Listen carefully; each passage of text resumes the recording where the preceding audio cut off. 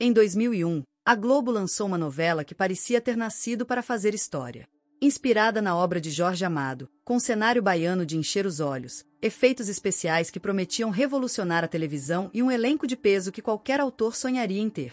Mas o que acontecia atrás das câmeras era bem diferente do que ia ao ar. Bastidores tensos, brigas veladas e frustrações que transformaram essa superprodução em um dos capítulos mais amargos da história da emissora. Hoje no TV de Tubo, a gente volta no tempo para revisitar Porto dos Milagres, uma trama cheia de promessas, marcada por polêmicas, e entender como uma história que parecia ter tudo para dar certo acabou virando uma das maiores decepções da Globo. No começo dos anos 2000, a novela das 8 ainda era o grande trunfo da Globo.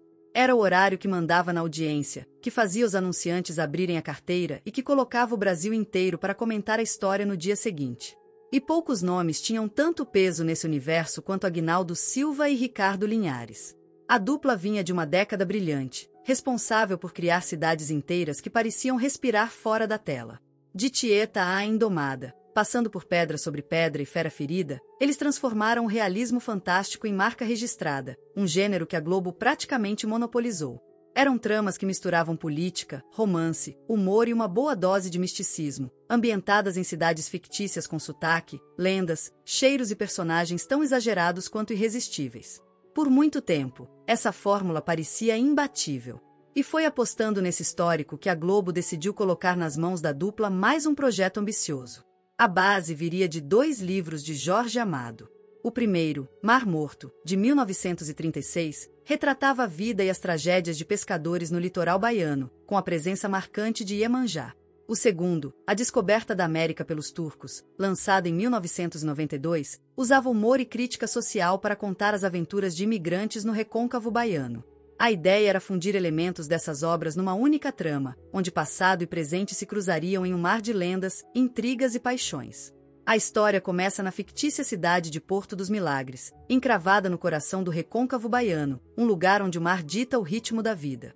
No alto da colina vive a elite porto-milagrense, dona de mansões, sobrenomes centenários e influência política. No cais, pescadores e gente simples lutam pelo sustento, dividindo espaço com contrabandistas que movem mercadorias longe dos olhos da lei.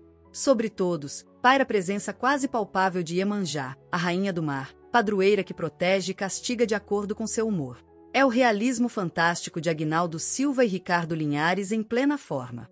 É nesse cenário que chegam Félix Guerreiro, vivido por Antônio Fagundes, e sua mulher, Adma, interpretada por Cássia Kiss. Ele é um trapaceiro elegante, mestre em golpes milionários. Ela, uma megera calculista, capaz de eliminar qualquer obstáculo sem piscar. O casal vive foragido na Espanha depois de Félix vender ilegalmente as terras herdadas do pai, patrimônio que deveria ter sido dividido com seu irmão gêmeo, Bartolomeu, também interpretado por Fagundes. Durante mais uma fuga, o caminho deles cruza com o de uma cigana misteriosa que profetiza um destino grandioso, atravessar o mar e se tornar rei. Convencidos de que essa promessa só poderia se realizar no Brasil, os dois retornam. Ao chegar, descobrem que Bartolomeu se tornou o homem mais poderoso da cidade. É então que Adma entra em ação, envenenando o cunhado que morre, abrindo espaço para que o marido ocupe o lugar dele. Mas há um detalhe que o casal não imagina: Bartolomeu deixou um herdeiro. Esse filho é fruto de um romance com Arlete, vivida por Letícia Sabatella, a prostituta mais cobiçada do cais. Quando a jovem aparece para se apresentar, acreditando que será acolhida, a cunhada venenosa recebe com aparente cordialidade. Só depois, fria como uma lâmina, ordena que seu fiel capataz, Heriberto, interpretado por José de Abreu e apaixonado pela patroa, acabe com mãe e filho. O capanga leva os dois para o alto mar, mas antes que possa agir, Arlete, em um ato desesperado, coloca o menino em um cesto para flutuar pelas águas, se jogando da embarcação logo depois. Arlete se afoga, mas o cesto, protegido por forças sobrenaturais, é levado pelas ondas até outro barco, onde estão o pescador Frederico, vivido por Maurício Matar, e sua esposa Eulália, interpretada por Cristiana Oliveira, prestes a dar à luz. O destino é cruel, o filho de Eulália nasce morto. Ao ouvir o choro vindo do cesto, Frederico apresenta a criança à esposa como se fosse seu próprio filho. Ela escolhe o nome Gomercindo, mas morre logo em seguida. Sozinho, devastado e grato, o pescador entrega o menino à proteção de Iemanjá, assim como Arlete havia feito. O bebê, legítimo herdeiro da fortuna dos Guerreiro, cresce na comunidade de pescadores. Anos depois, Frederico desaparece no mar tentando salvar o irmão Francisco, papel de Tunico Pereira. O menino, já conhecido como Guma e interpretado por Marcos Palmeira, é criado por Francisco e Rita, vivida por Joana Fon, tornando-se um líder respeitado na Cidade Baixa, sem imaginar sua verdadeira origem. Essa história de origem no melhor estilo Moisés no Cesto é o grande segredo que impulsiona toda a trama. Guma, o herói do povo, é na verdade sobrinho do vilão e herdeiro legítimo de toda a fortuna e poder que ele usurpou. E como nenhuma novela existe sem um grande amor, é aí que entra a próxima reviravolta. Lívia, interpretada por Flávia Alessandra, é sobrinha de Augusta Eugênia Proença de Assunção, papel de Arlete Salles, a mulher mais poderosa da elite de Porto dos Milagres, dona de influência política, dinheiro e uma língua afiada. Lívia é filha de Laura, interpretada por Carolina Casting, que ousou desafiar as convenções da família ao trocar o conforto da riqueza pelo amor de um pescador, Leôncio, vivido por Tuca Andrada. A escolha, vista como um escândalo, nunca foi perdoada por Augusta Eugênia. Em um ato de vingança velada, a matriarca denunciou o cunhado por contrabando, sem imaginar que sua irmã estava no barco. Durante a perseguição policial, a embarcação em que Laura e Leôncio estavam explodiu, tirando a vida do casal e deixando Lívia órfã ainda criança. Criada no Rio de Janeiro por Leontina, personagem de Luíse Cardoso, Lívia retorna à sua cidade natal ao lado do namorado Alexandre, vivido por Leonardo Brício, herdeiro legítimo de Adma e Félix.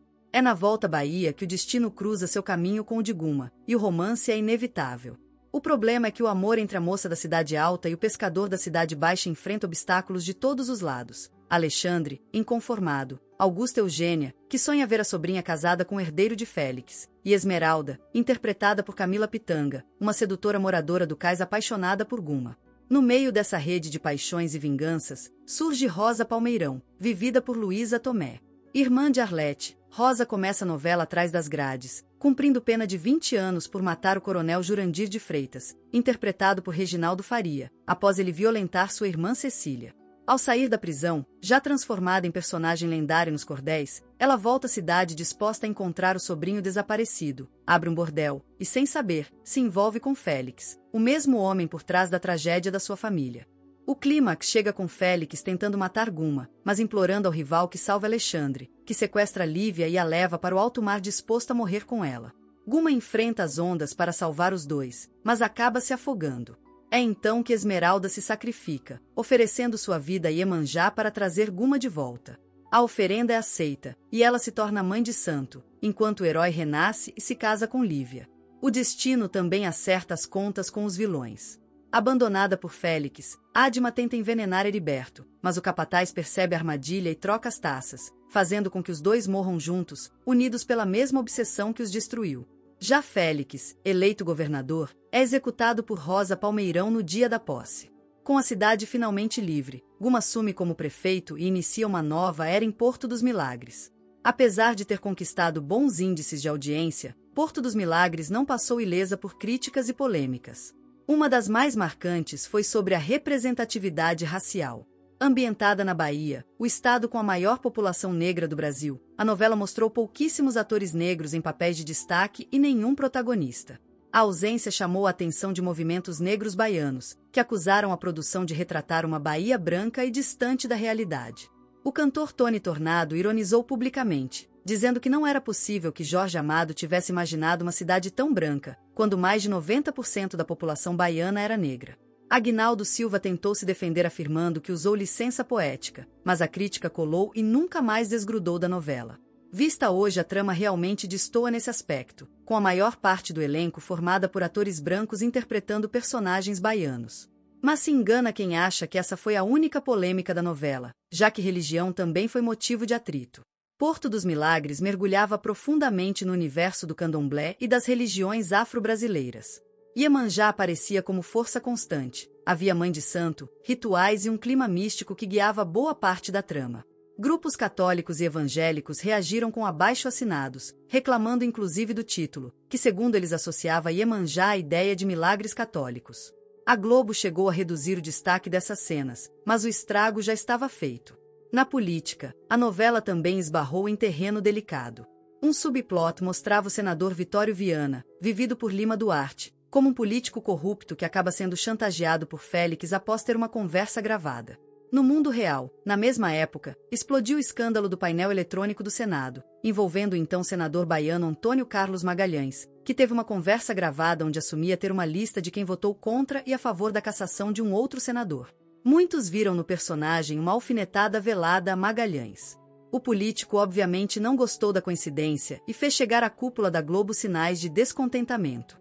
Para completar, no último capítulo, a emissora inovou exibindo um horário eleitoral fictício com os personagens, Félix candidato a governador e Guma prefeito, como parte do desfecho. Alguns políticos do partido governista, o PSDB, reclamaram que a sátira lembrava figuras reais. Para eles, Félix parecia com políticos da situação, enquanto Guma remetia à oposição, chegando a dizer que até o nome lembrava Lula. A Globo negou qualquer intenção eleitoral e afirmou que tudo não passava de humor e crítica política. A polêmica esfriou, mas ficou como exemplo de como até uma novela de fantasia pode provocar faíscas no mundo real. E para completar o cenário de polêmicas, Porto dos Milagres ainda foi parar nos tribunais. Em 2004, as escritoras Adelaide Magalhães Veiga Ferreira e Ione de Moraes Bueno processaram a TV Globo e os autores Aguinaldo Silva e Ricardo Linhares por um suposto plágio no enredo. Segundo elas, um manuscrito do livro Seara Santa havia sido enviado para o diretor Newton Travesso, por intermédio de sua secretária, antes da novela ir ao ar. As autoras diziam ter uma carta que comprovaria o envio, mas não apresentaram nenhuma prova de recebimento ou resposta dessa correspondência. Sem materialidade, o pedido de indenização foi negado. Mesmo que houvesse evidência de que Silva e Linhares tiveram acesso ao livro, o juiz entendeu que não existia plágio. Um laudo pericial apontou que as coincidências entre as obras eram poucas e não configuravam elementos protegidos por direitos autorais. Em outras palavras, eram semelhanças genéricas, insuficientes para caracterizar cópia. No fim, o caso foi arquivado, mas entrou para a lista de controvérsias que cercaram a novela do início ao fim. Se para o público Porto dos Milagres não chegou a ser um fracasso, para Aguinaldo Silva a novela se transformou em um peso na própria trajetória. O autor considerou a trama uma repetição de trabalhos anteriores e enfrentou uma crise criativa durante o processo, a ponto de cogitar abandonar a carreira de novelista. Nos bastidores, a relação com a direção foi desgastante, e parte da frustração veio da forma como o projeto foi conduzido. Ricardo Linhares, coautor da obra, também enxergou a produção como o encerramento de um ciclo, avaliando que o público já não se deixava envolver tão facilmente pelo realismo mágico exagerado. Depois dessa experiência, Aguinaldo mudou de rota e passou um tempo sem escrever novas novelas, voltando apenas 3 anos mais tarde com Senhora do Destino, uma trama urbana e realista que se tornaria um fenômeno.